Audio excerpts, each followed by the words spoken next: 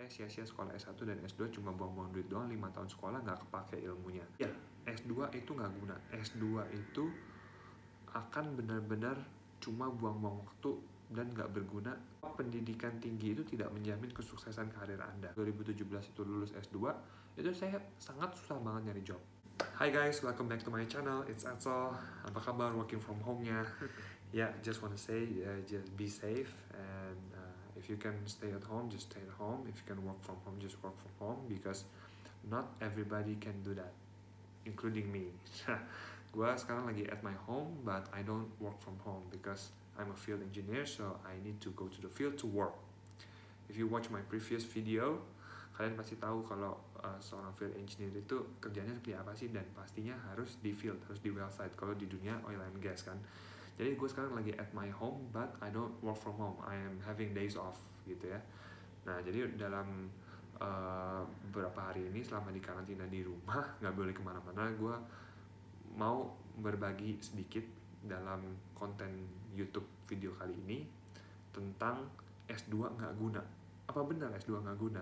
Nah, untuk tahu jawabannya, stay tune di video ini, nonton sampai full ya. Don't judge a video by its cover. Jadi gue mau introduction dulu. Gue pribadi punya gelar S2.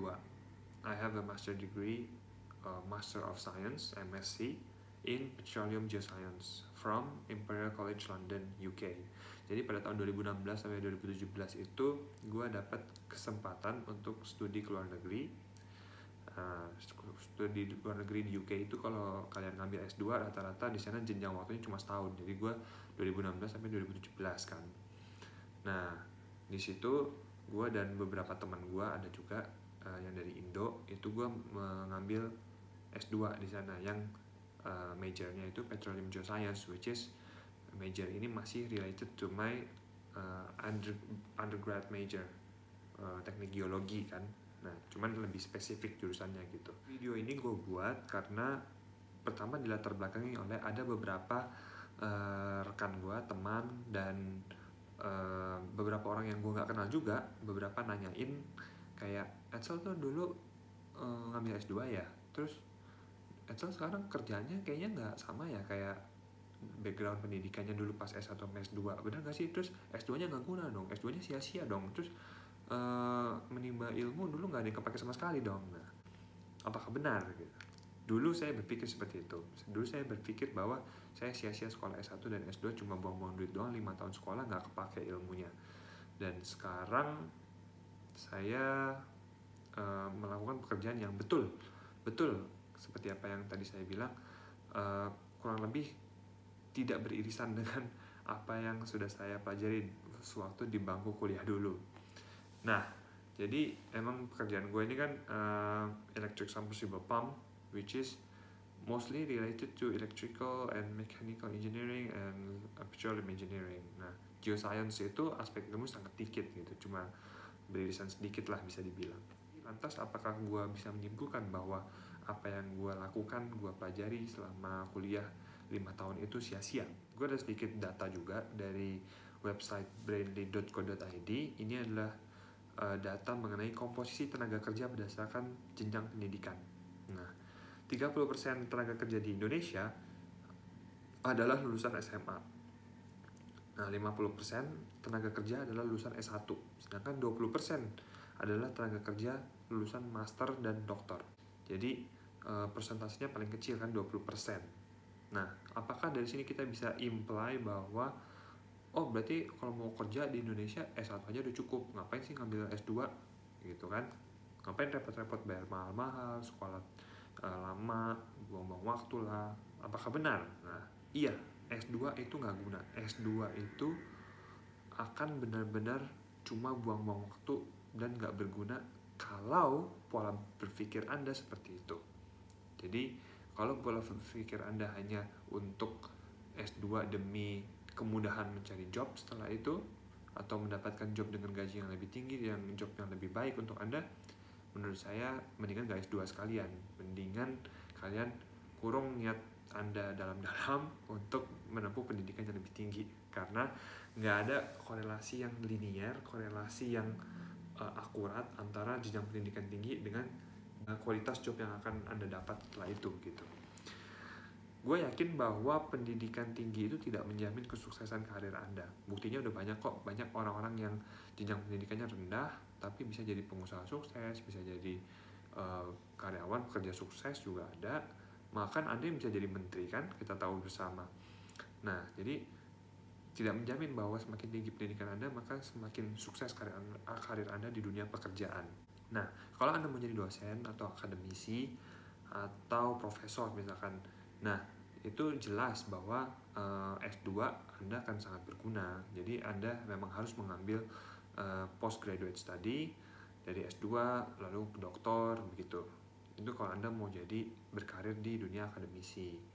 Nah, sekarang pertanyaannya, kalau Anda tidak mau, kalau Anda cuma mau bekerja di dunia pekerjaan di industri gitu, apakah S2 masih perlu? Nah, itu pertanyaan yang akan kita bahas sama-sama di konten video kali ini. Nah, menurut saya kita tidak bisa menilai manfaat S2 itu hanya dari tingkat kemudahan untuk mendapatkan pekerjaan setelah lulus S2 nanti. Kenapa? Karena saya punya bukti. Buktinya adalah pengalaman saya sendiri. Nah, pengalaman saya sendiri waktu tahun 2017 itu lulus S2, itu saya sangat susah banget nyari job. Itu susah sekali, beneran. Cari job tuh susah. Bahkan saya bersaing dengan teman-teman saya atau adik-adik kelas saya yang masih S1, itu pun juga saya berkali-kali gagal, which is yang artinya yang diterima di company tersebut adalah yang lulusan S1, bukan saya yang lulusan S2, malah S2-nya dari luar negeri lagi. Itu pun masih tidak menjamin gitu bahwa saya bisa mendapatkan pekerjaan lebih mudah dari orang-orang lain yang masih bergelar S1 gitu. Nah, jadi yang mau saya tekankan di sini atau saya mau share di sini, ada manfaat-manfaat lain saat kalian mengambil S2 yang mungkin sifatnya tidak direct job related. Maksudnya manfaat-manfaat ini tidak berhubungan langsung dengan kemudahan Anda mencari suatu pekerjaan, mendapatkan suatu pekerjaan. Tapi manfaat ini bisa Anda rasakan nanti pada saat waktu yang akan datang, atau pada saat nanti Anda sudah bekerja, sudah mendapatkan pekerjaan, manfaat ini bisa dirasakan di situ. Begitu. Nah, contohnya apa sih? By the way, sebelum gue sebutin manfaat-manfaat tadi yang gue sebutin itu apa, satu persatu, gue mau nekanin dulu kalau manfaat-manfaat ini adalah manfaat-manfaat yang pribadi menurut gue, berdasarkan opini gue dan berdasarkan pengalaman gue, itu bisa didapatkan dari S2 gitu ya. Nah, jadi biar konteksnya ini nggak terlalu luas, nggak terlalu kemana-mana, nah gue mau tekankan dari sekarang bahwa manfaat-manfaat ini tuh menurut pengalaman pribadi gue sendiri gitu ya. Jadi pastinya masih banyak manfaat yang lain yang bisa didapat.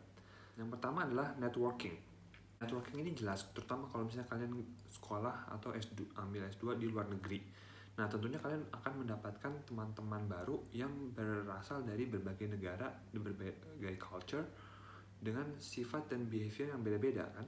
Nah, dan kemudian pasti nanti saat kalian lagi menjalani kuliah S2, pasti akan banyak kegiatan atau kegiatan studi yang sifatnya itu harus dikerjakan bersama-sama, seperti group project, homework yang harus dilakukan bersama-sama gitu, atau sekedar interaksi di kelas pun itu kalian pasti akan mengetahui atau melihat bagaimana sifat orang-orang dari berbagai negara itu bisa berbeda-beda, terutama dalam menyelesaikan suatu masalah begitu kan, dalam menjawab suatu permasalahan, menjawab suatu soal, dan kemampuan berpikir mereka bagaimana begitu. Nah, manfaat lain dari networking ini, salah satu contohnya yang gue rasain itu bukan hanya dapat pertemanan orang-orang luar negeri, tapi juga pertemanan orang-orang Indo, terutama kalau misalnya di tempat kalian belajar S2 itu ada beberapa orang-orang Indonesia yang ikut belajar juga di sana. Pasti kalian akan mendapatkan networking yang baru. Nah, justru manfaat yang paling gue rasakan saat ini adalah teman-teman Indonesia yang gue kenal saat gue mengambil S2 itu jaringan pertemanannya masih bisa gue rasakan sampai sekarang. Bahkan manfaatnya bisa gue rasakan langsung sampai sekarang di dunia pekerjaan gue gitu. Ini kan ibarat gampangnya seperti ketika kalian mengambil jenjang pendidikan yang lebih lanjut, yang lebih tinggi gitu. Dan ketika kalian jenjang pendidikan itu pindah dari kampus yang satu ke kampus yang lain, seperti misalnya ketika kalian SD, lalu SD ke SMP, SMP ke SMA, SMA ke kuliah, S1, kemudian S1 ke S2 kan. Jika dari tahap per tahap ini kalian pindah-pindah sekolah misalnya, katakanlah kalian pindah-pindah sekolah atau pindah-pindah daerah. tentunya kalian akan selalu mendapatkan teman-teman yang baru kan. Nah, dari teman-teman yang baru ini kan akhirnya semakin banyak pertemanan kalian, semakin luas jaringan network kalian. Nah, ini sama seperti ini ketika kita ngambil S2, terutama S2 di luar, maka kalian akan semakin luas juga networkingnya. Entah kalian dapat teman-teman Indo yang baru atau teman-teman luar negeri yang baru juga pastinya kan. Nah, begitu. Share salah satu pengalaman gue, sekarang gue bekerja di salah satu lapangan milik Pertamina. Nah, jadi company gue ini adalah Pertamina's contractor gitu kan. Nah, jadi Pertamina adalah klien gue. Nah, di Pertamina itu ada representatifnya, yaitu engineer Pertamina yang menjadi supervisor gue di lapangan. Dan orang ini ternyata adalah teman gue sendiri seangkatan dulu saat kuliah S1 dan S2 malah. Nah, gue baru kenal banget, deket sama orang ini ketika S2 gitu. Waktu S1 gue kenal tapi hubungannya gak terlalu dekat karena kita beda jurusan. Nah, waktu S2 itu kita sama-sama belajar bareng, kita sama-sama hidup bareng di sana, sehingga gue benar-benar kenal banget sama orang ini. Dan now he becomes my supervisor on the field gitu kan. Beda company tapi kita bisa kerjasama dan komunikasi yang lebih baik daripada dengan orang yang belum kenal begitu. Itu salah satu contoh manfaat yang gue rasakan langsung sekarang dari networking. Nah, yang kedua adalah mindset atau pola pikir, atau kalian bisa menerjemahkannya juga ke dalam bentuk etos kerja. Nah, jadi mindset yang akan terbangun ketika kalian menjadi mahasiswa S2 itu tentunya beda dengan mahasiswa S1. Kalian akan memiliki pola pikir yang lebih kritis, pola pikir yang lebih matang untuk menyelesaikan suatu permasalahan. Karena pada dasarnya S2 itu kalian dituntut untuk lebih menggalang riset kan. Kalian dituntut untuk bisa berpikir lebih mandiri, tidak didikte oleh dosen, menyelesaikan masalah yang lebih kompleks berbasis riset dari data yang akurat, dari data yang real gitu kan.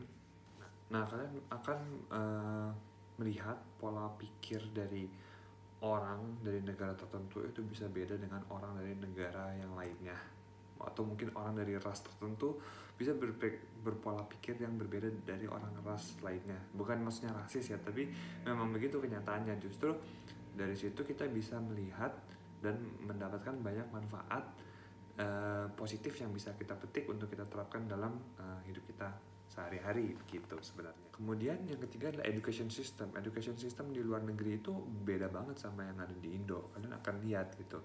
Apalagi di negara-negara yang sudah relatif lama lebih maju dari kita, dan negara-negara yang universitinya dia punya ranking yang tinggi-tinggi, seperti misalnya ranking 10 besar atau 20 besar di dunia gitu ya.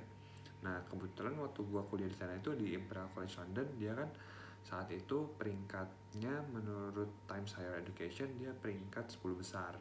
Jadi kalau nggak salah dia ada di peringkat 8 atau 9 gitu. Nah, itu gue benar-benar melihat sistem edukasi dimulai dari di kelas dan dosen-dosennya itu benar-benar beda banget dari saat gue masih kuliah di S1 gitu. Dari dosen-dosennya pun juga udah kelihatan gitu bedanya seperti apa. Dari sistem pendidikannya, kualitas pendidikannya, fasilitas yang ditawarkan itu udah benar-benar kelihatan banget.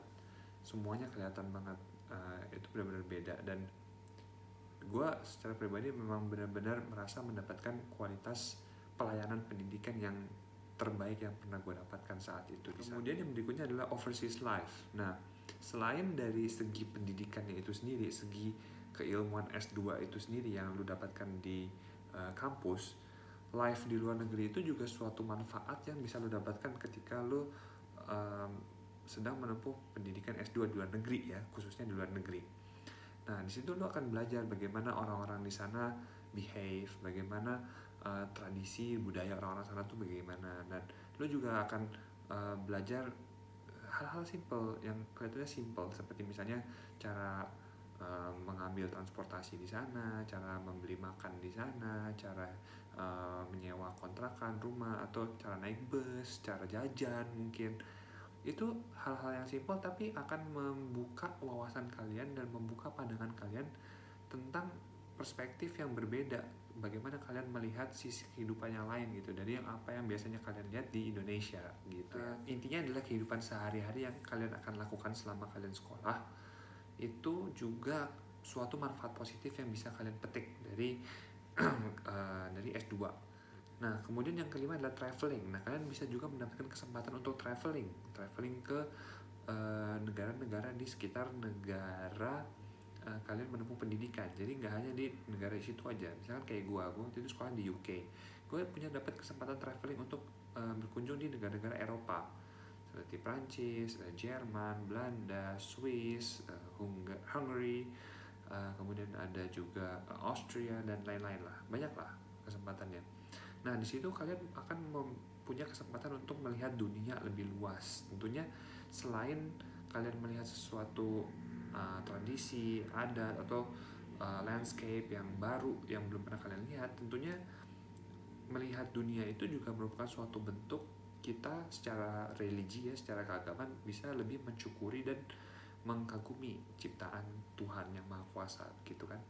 Dan menurut gue pribadi, misalkan kita traveling ke suatu tempat, itu manfaatnya bukan hanya untuk diri kita bisa jadi senang, kita bisa jadi lebih relax, lalu terus foto-foto posting di media sosial, nggak hanya sampai di situ, itu kita bisa berpikir lebih luas lagi.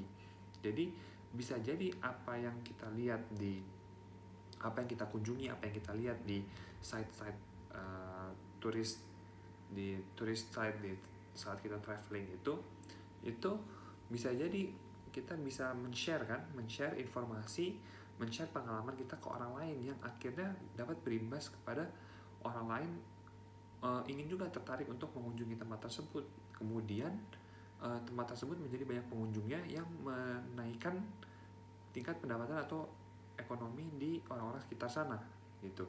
Dan itu adalah salah satu contoh berpikir jauh di mana manfaat dari tindakan apa yang kita lakukan saat kita lagi di luar negeri itu juga bisa bermanfaat bagi sesama gitu. Itu misalnya salah satu contohnya untuk menceritakan bahwa apapun yang kita lakuin di sana itu bisa jadi sesuatu yang hal berguna yang mungkin relevansinya kalau kita ngelihat dengan pendidikan S2 yang kita tempuh itu nggak terlalu dekat, mungkin terlihat jauh ya relevansinya, cuman itu adalah salah satu contoh di mana ternyata manfaat yang bisa kita lakukan atau bisa kita dapat dan kita beri itu seluas itu gitu loh.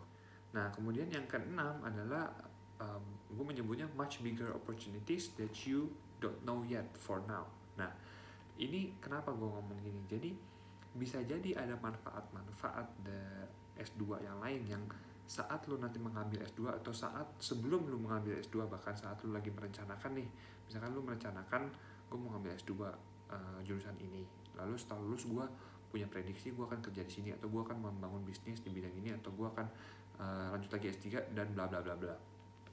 Bisa jadi saat lu nanti setelah lulus dari S2 itu lu akan mendapatkan manfaat-manfaat lebih banyak lagi yang sebelumnya lu nggak terpikirkan saat lu sedang merencanakan kegiatan S2 lu atau saat lu sedang menempuh pendidikan S2 itu sendiri. Gue ceritain salah satu contohnya ya dalam kasus gue pribadi. Itu adalah ketika gue melamar pekerjaan tahun 2018. Itu suatu hari gue ditelepon oleh HR, diminta interview langsung directly in the office gitu kan, ketemu dia. Nah, saat gue interview langsung dengan HR, itu dia cuma nanyain beberapa pertanyaan kayak tell me about yourself, terus mungkin 1-2 pertanyaan ya. Pertama itu tell me about yourself, habis itu dia nanya can you drive, can you swim, pertanyaan yang simpel aja. Kemudian dia langsung mengutarakan kepada gue waktu itu dia punya kesempatan opportunity yang cuma berlaku untuk gue. Nah, alasannya dia belum ngasih tahu kenapa. Nah, opportunity itu adalah dia ingin menawarkan gue pekerjaan sebagai expatriate di salah satu negara di luar gitu. Dia bilang, saya memanggil kamu karena you have one of the requirements that everyone don't have, dia bilang gitu. Nah, apa itu? Itu adalah ijazah S2 gua yang berasal dari Imperial College London. Nah, kenapa ini bisa terjadi? Jadi, tanpa gua ketahui dan tanpa HR atau orang-orang di kantor itu juga mengetahui sebelumnya, ternyata ada beberapa negara atau salah satu negara yang waktu itu jelas gue tahu, itu dia mensyaratkan ketika mau ada tenaga kerja asing masuk untuk bekerja di negara tersebut, dalam kata lain imigran atau expat gitu ya, itu salah satu syaratnya dia harus punya ijazah atau merupakan lulusan dari salah satu universitas yang masuk ke dalam list yang mereka punya gitu. Nah, list universitas yang mereka punya itu rata-rata adalah list universitas-universitas terbaik di dunia, top rank universities ya. Mungkin sekitar 10 besar atau 20 besar atau 30 besar, saya kurang tahu angkanya. Cuman unfortunately university in Indonesia itu nggak masuk dalam list itu gitu loh. Kita belum sampai ke level itu. Jadi sudah pasti list yang mereka punya itu adalah universitas top dunia gitu kan. Nah, and at that time luckily I do have one of the degree certificate from one of the universities, ya kan, which is Imperial College London, dia bilang. Nah, jadi saat itu opportunity itu hanya gue dapat karena mungkin saat itu hanya gue kandidat yang apply di perusahaan itu, dan perusahaan itu menawarkan gue posisi ini karena memang sedang ada opportunity-nya dari luar negeri minta orang Indonesia untuk kerja di sana, dan ada syarat yang mendukung di mana persaingannya menjadi tidak ketat untuk gue karena cuma gue yang punya saat itu. Nah, maksud gue di sini gue mau menekankan, gue bukan mau bilang bahwa ketika lu punya ijazah S2 dari luar negeri lu akan bisa kerja di luar negeri. Oh no, belum tentu, gue nggak mengatakan itu karena itu nggak menjamin ya.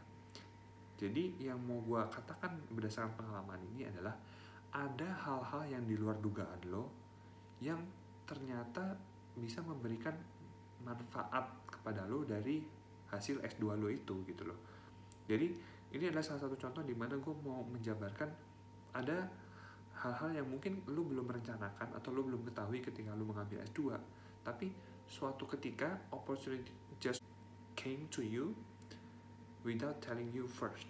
Jadi dia kayak tiba-tiba aja datang gitu dan lu nggak tahu kan ini dari mana gitu. Dan untungnya saat itu lu udah mengambil S2 dan you have to be ready every time gitu loh, maksud gue. Jadi intinya adalah seperti kayak ini adalah one of the benefits that I didn't know before, dan gue ternyata kayak merasa bersyukur, oh ternyata untung dulu gue pernah S2 ya gitu. Tapi sekali lagi gue nggak bilang bahwa dengan lu S2 luar negeri itu akan menjamin lu bisa kerja di luar negeri. Oh enggak, belum tentu juga. Banyak orang yang udah lulusan di luar negeri mereka harus balik ke Indonesia karena tidak mendapatkan pekerjaan di luar negeri tersebut begitu. Nah, ini cuma salah satu contoh, dan karena gue yakin ini salah satu contoh doang dari manfaat yang gue nggak tahu sebelumnya yang bisa gue dapet dari gue S2 di luar negeri dengan kampus tertentu gitu kan. Dan gue yakin masih banyak di luar sana manfaat-manfaat yang mungkin belum ketahui atau mungkin belum kalian ketahui juga, tapi yakinlah bahwa usaha terbaik kalian untuk merubah hidup kalian menjadi lebih baik dengan salah satu caranya adalah menempuh pendidikan setinggi-tingginya. Itu nggak akan berakhir useless gitu aja, pasti ada hikmah dan manfaat yang bisa kalian ambil meskipun kalian belum tahu itu sekarang begitu. Itu yang mau gue tekanin. Nah ya, terakhir jadi closing statement dari e-log video kali ini, yang pertama adalah sekali lagi S2 itu nggak akan berguna kalau kalian mempunyai mindset atau cara pandang berpikir yang kalau misalnya gue S2 gue akan mendapatkan kemudahan mendapatkan pekerjaan, gue akan mendapatkan pekerjaan yang lebih bagus, gue akan mendapatkan pekerjaan dengan gaji yang lebih tinggi. Oh tidak, pendidikan tinggi itu atau S2 nggak ada sangkut pautnya sama tingkat kemudahan kalian mendapatkan job setelah S2. Nah gitu ya. Kemudian summary dari 6 buah manfaat S2 yang kali ini bisa gue jabarin cuma 6.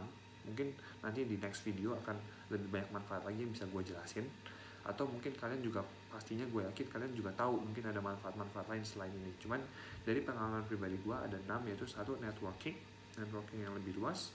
Salah satu contohnya adalah teman gue yang tadi di Pertamina itu, dan sekarang gue kerja di salah satu service company-nya, dan kita sekarang jadi kolega di perusahaan itu karena gue udah kenal.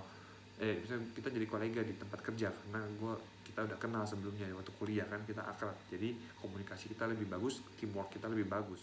Yang kedua adalah mindset, pola pikir dari orang-orang di luar negeri, terutama di negara-negara maju, yang bisa kalian absorb, bisa kalian adapt, dan kalian apply dalam kehidupan kalian masing-masing. Ketiga adalah education system di luar negeri yang lebih baik, lebih bagus, dan lebih tertata rapi, dan tentunya education quality yang mereka offer ke students itu lebih tinggi dan lebih baik lah. Nah, yang keempat adalah overseas life, di mana kehidupan sehari-hari kalian di sana, di luar negeri nantinya, itu juga akan menjadi hal yang bermanfaat bagi kehidupan kalian setelah nanti kembali ke Indo, ataupun kehidupan kalian di sana, gitu. Kemudian yang kelima adalah traveling, di mana kalian bisa mendapatkan kesempatan untuk berkunjung ke tempat-tempat yang baik, tempat-tempat yang bagus, yang belum pernah kalian kunjungi sebelumnya, dan itu akan menjadi pengalaman yang berkesan untuk kalian, bukan hanya untuk foto-foto, bukan hanya untuk pamer kalian pernah ke situ, tapi banyak juga hal-hal yang bisa kalian pelajari di sana, seperti culture orang-orangnya, seperti budayanya, seperti sistem transportasinya, sistem pemerintahannya, dan lain-lain. Kemudian yang keenam adalah much bigger opportunities that maybe we don't know yet for now. Itu yang tadi gue jabarin ketika gue mendapatkan offer pekerjaan yang ternyata mengharuskan atau mencaratkan kandidatnya untuk memiliki sertifikat ijazah dari universitas tertentu yang shortlisted, di mana universitas ini tentunya adalah universitas terbaik di dunia gitu. Itu yang gue nggak sangka saat itu ada hal semacam ini, yang ternyata gue bisa merasa bersyukur bahwa dulu gue pernah S2 di sana. Oke, segitu aja teman-teman e-log video tentang S2 kali ini. Lebih kurangnya saya minta maaf, dan semoga nanti kedepannya saya bisa share banyak hal lagi yang berkaitan dengan S2 maupun berkaitan dengan hal lain. Kalau kalian ada pandangan yang berbeda, atau kalian ada masukan tertentu, atau mungkin kalian tahu manfaat-manfaat lainnya, bisa share, komen di bawah ini ya. Itu aja, sampai ketemu lagi, bye.